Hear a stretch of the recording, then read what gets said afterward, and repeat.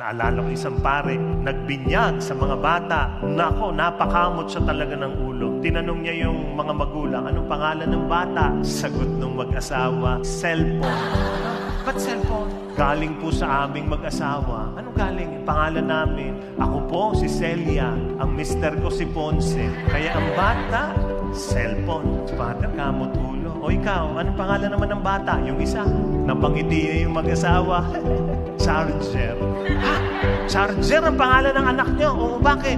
Galing po sa aming mag-asawa. Ako po si Chari, siya po si Roger. Ikaw, ano naman ang pangalan ng anak niyo? Napangiti yung mag-asawa.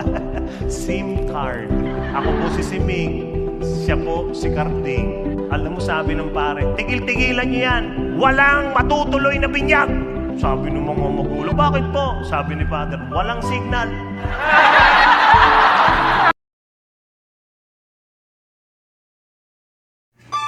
Alam mo, sobrang lawak ng langit. Maraming tao ang kasya doon. At laging may space doon na para sa'yo. Kung ano man ang pinagdadaanan mo ngayon, proseso lang yan lahat para sa pag-abot ng iyong pangarap. Diyan ka hinuhubog para mas lalo mong maintindihan ang buhay. That life is not just about you, but likewise about the people around you. Kaya sa oras na maabot mo na ang iyong tagumpay, sana ay maging blessing ka rin sa iba. Tandaan mo yan. Because loving people is like loving God. At dahil doon, parang abot mo na ang langit. Good morning. Iba ang lakas ng loob pag may pera sa bulsa. Ecclesiastes 7:12, money is a shelter. Totoo yun. Huwag kayong magbanal-banala na parang walang kwenta ang pera. Sabi sa Bible, Ecclesiastes 10:19, money is the answer for everything. Siyempre, figure of speech yun. Pero ibig sabihin lang nun, money is a solution to many, many things in life.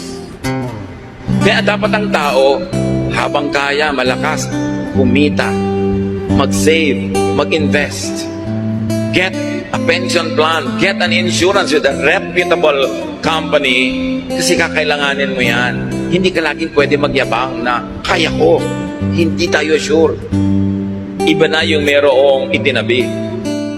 Ang tiwala ay hindi basta-basta ibinibigayan. Kaya para sa akin, kapag may taong nagtiwala sa'yo, do your very best to protect that trust na binigay sa'yo. Imagine mo, hindi lahat ng tao pinagkatiwalaan yan. Tapos sa'yo nagtiwala, ingatan mo. Wag na wag kang gagawa ng aksyon na pwedeng masira ang tiwala na binigay sa'yo. Para sa akin, ang tiwala ay ginto. Higit na mas mahalaga kesa pera. Kaya kapag ibinigay sa'yo, make it sure na ingatan mo.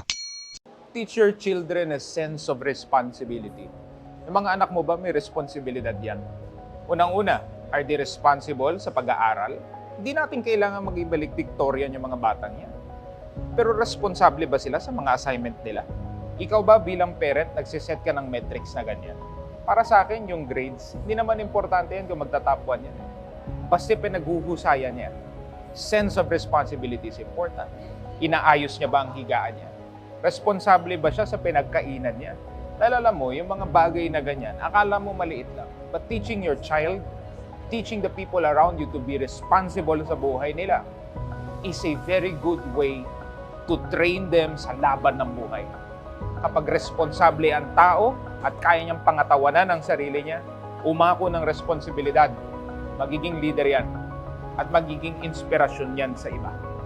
Huwag mong bigyan ng responsibilidad, kunin mo lahat. Hindi na siya magwawalis kasi may kasambahay. Wala na siyang gagawin sa bahay, no responsibilities. Gawin mo sa anak mo yan. Nagpapalaki ka ng batang mahina, lampa, at iyakin. Gusto mo ba nun? Ayaw natin. Teach them responsibility at aasenso yan sa buhay.